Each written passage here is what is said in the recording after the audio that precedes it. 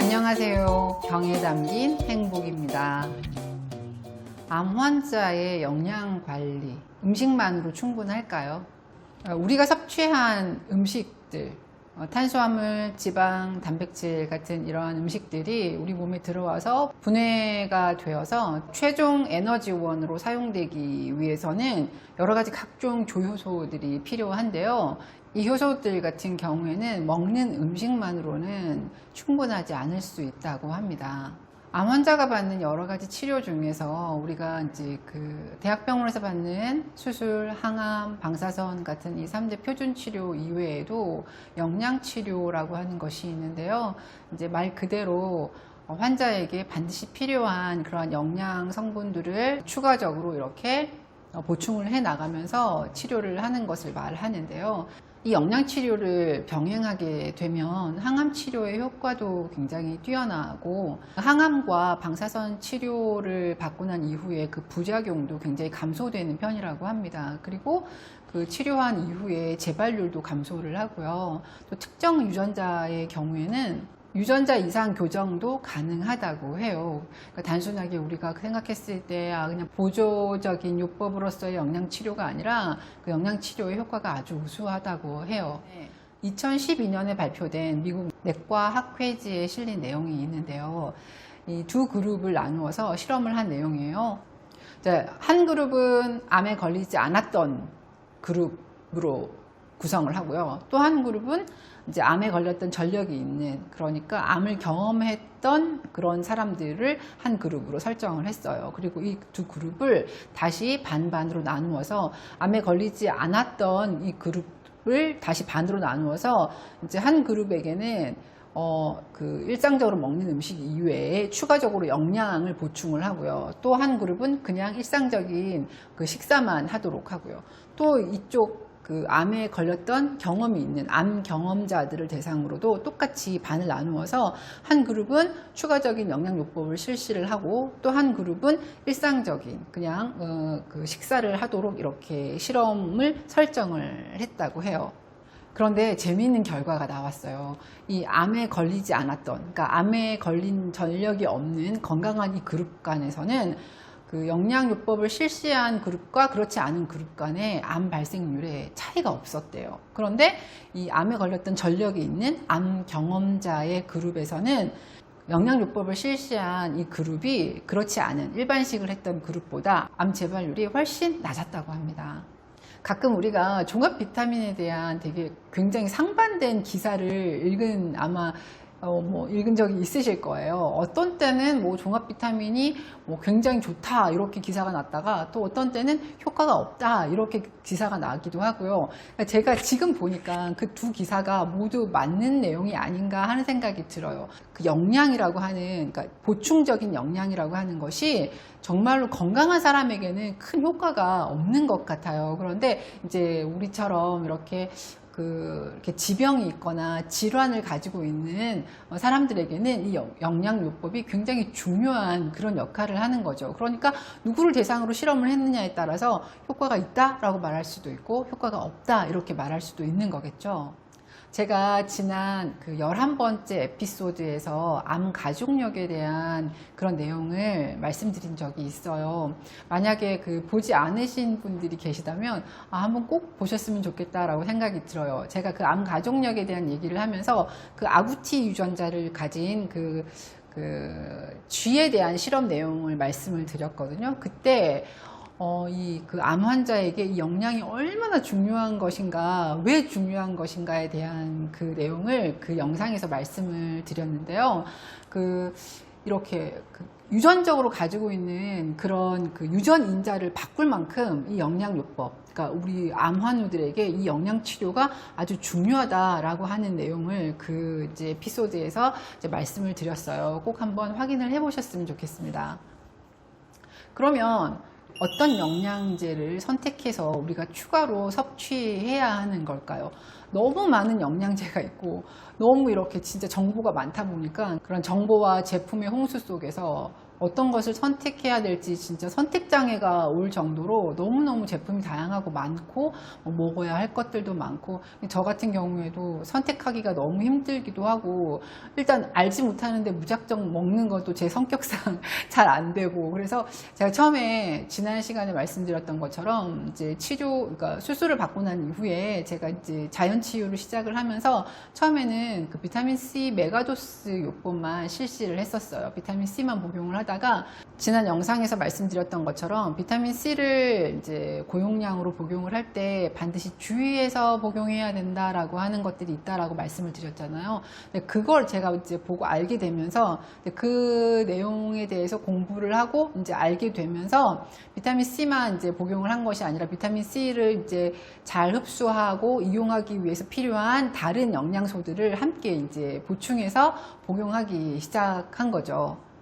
지난 시간에 말씀드렸을 때 비타민 C와 함께 먹으면 이제 좋은 것들이 이제 칼슘과 마그네슘, 그죠? 산성인 비타민 C를 중화시킬 수 있는 칼슘과 마그네슘 제제, 그리고 비타민 C가 우리 몸 안에서 대사가 되어서 이렇게 이용이 되기 위해서는 그 대사작용을 돕는 비타민 B군이 아주 많이 필요하다. 그래서 고용량으로 우리가 비타민 C를 복용을 할 때에는 일단 섭취량이 굉장히 많으니까 대사를 할 때도 효소가 많이 사용이 될 거잖아요. 그러니까 그 비타민 B군이 아주 좀 많이 필요하다라고 말씀을 드렸어요. 그래서 비타민 C와 함께 복용해야 될 것들, 이제 비타민 B군에 대한 이제 공부를 이렇게 하는데, 비타민 B 종류가 굉장히 많잖아요. 그래서 어떤 것들을 얼만큼 어떻게 먹어야 되는지에 대한 공부를 이렇게 하다가 마이어스 칵테일이라고 하는 이제 그 주사에 대해서 이제 알게 됐는데요. 마이어스 칵테일은 아마 들어보신 분이 계실지도 모르겠어요. 우리가 그 내과 병원이라든지 피부과 병원에 가면 이렇게 뭐 여러 가지 영양 주사들이 있잖아요. 그 영양 주사들 속에 항상 이렇게 포함되어 있는 그런 주사이고, 그 주사가 약간 변형이 돼서 뭐 여러 가지 조금 더 다른 것을 넣고 뭐 빼고 해서 변형이 돼서 이렇게 여러 가지 그러한 주사로 나와 있는 것을 볼 수 있으실 거예요. 이 마이어스 칵테일이라고 하는 이 주사요법은 존 마이어스라고 하는 존스 홉킨스 대학 출신의 의사분께서 이렇게 이제 그 만든 그런 요법인데요. 이분은 그 아주 이렇게 고치기 힘든 그러한 다양한 그 불치의 그런 질환들, 그러니까 좀 현대에서도 이건 정말 고치기가 어려운 병이야 라고 하는 그런 난치 질환들이 있잖아요. 그런 질환들의 비타민과 미네랄을 주사요법으로 이렇게 사용한 그 선구자라고 그렇게 말씀을 하시더라고요. 그러니까 그때 당시에는 이런 요법들이 막 진짜 지금도 약간 이런 거 막 의학이 아니야, 비의학이야 라고 하면서 약간 이렇게 막 천시하고 이렇게 경시하는 풍조가 있는데, 뭐 이 당시만 해도 그 당시만 해도 정말 어마어마한 그러한 편견들과 싸우면서 이런 요법을 실시하셨던 것 같아요. 그래서 선구자라고 하는 이름까지 붙었는데, 이분이 그 대사 기능을 개선하기 위해서, 세포 내에 있는 영양 결핍을 교정하기 위해서 아주 미세한 그런 영양소들을 이렇게 섞어서 주사로 이렇게 한꺼번에 그 몸 속에 주입하는 그러한 요법을 실시를 하셨어요. 그 사용되어진 영양소가 마그네슘, 칼슘, 그다음에 B군, 비타민 B 컴플렉스, 비타민 B1, B5가 들어있는 비타민 B 컴플렉스, 그리고 비타민 B5, 비타민 B6, 비타민 B12, 그리고 마지막으로 비타민 C를 그 생리식염수에 이렇게 섞어서 정맥 주사로 이렇게 주사를 하는 그러한 요법을 처음 만들어서 이렇게 실시한 그런 분이신데요. 이분이 돌아가실 때까지 약 15,000명의 환자들에게, 그러니까 병명은 없는데, 그러니까 뭐 몸이 아파요. 그런데 병원에 가면 뭐 병명이 없다 그래요. 그렇게 좀 막 그 어려운 그러한 질환을 가진 그런 환자들에게 이 그 주사를 이용을 해서 이 마이어스 칵테일 이 주사를 투여함으로써 굉장히 좋은 효과를 얻었다고 합니다. 이 마이어스 칵테일은 주사요법이고요. 경구로 투여하는, 이렇게 먹는 그런 영양제가 아니라, 그러니까 경구로 투여했을 때는 혈중 농도를 그 정도까지 올리기가 너무 힘드니까 이 정맥 주사로 이것을 아주 빠르게 혈중 농도를 올림으로 인해서 그렇게 효과를 보는 그런 요법이에요. 그런데 이때 사용되는 그 영양소들을 여러분들 보시면 알겠지만, 아까 제가 그 비타민 C를 드실 때 함께 드시면 좋아요 라고 말씀드렸던 그 비타민들이 모두 포함이 되어 있잖아요. 칼슘, 마그네슘, 비타민 B군들, 그 비타민 B군의 여러 계열의 그 여러 가지 그런 영양소들, 그리고 비타민 C, 그죠? 이렇게 포함되어 있는 거를 아마 보실 수 있으실 거예요. 그리고 또 한 가지, 제가 지난 시간에 아까 말씀드렸던 11번째 에피소드에서 말씀드렸던 그 아구티 쥐의 실험에서 그 쥐에게 투여한 그 영양제가 그 어떤 쥐가 가지고 있는 유전적인 그 병든 유전자의 발현까지도 막았었잖아요. 그때 사용되었던 그 아구티 쥐에게 투여됐던 이 영양제의 종류에도 이 비타민 B군과 비타민 C, 그리고 이렇게 그 이외에 이제 엽산이라든지 다른 이제 또 추가적인 영양제가 있지만 겹치는 영양소들이 많이 있어요. 그래서 제가 생각할 때, 이 영양소들은 정말로 그 암 환우들에게 암 환자에게 꼭 필요한 그런 영양소가 아닌가라는 생각이 들어서, 그래서 저의 경우에는 이제 이렇게 구성을 하고 있어요. 제가 지금 먹고 있는 영양제는 처음에 비타민 C 하나만 먹다가 비타민 C에 추가하면 좋다고 하는, 비타민 C에 추가해서 먹어야 하는 칼슘, 마그네슘, 그리고 비타민 B군 계열의 그 비타민을 함께 지금 이제 복용을 하고 있는데요. 제가 이제 지난 그 녹즙편에서 아마 말씀을 드렸을 거예요. 저는 이제 요즘은 녹즙은 많이 먹지는 않고요. 자주 먹지는 않고요. 말씀드린 대로 그 야채 스프를 먹고 있는데, 그 야채 스프에다가 이제 비타민 C 가루 제제 2000mg을 이제 아침 저녁으로 2번 복용을 하고 있고, 그 다음에 이제 비타민 D, 제가 이제 햇빛을 아주 오랫동안 보지 못하고 살아왔고, 그런 환경에서 살아왔고, 지금도 햇빛을 막 자주 보는 편은 아니어서 비타민 D는 꼭 챙겨서 먹으려고 하고 있고요. 그리고 이제 비타민 B 컴플렉스, 그러니까 비타민 B1, B3, B9 이런 것들이 들어있는, 또 비타민 B6, B12, 비타민 B가 유난히 종류가 아주 많이 있어요. 비타민 B군 계열이 거의 다 이제 먹는 것 같아요. 비타민 B군 계열은.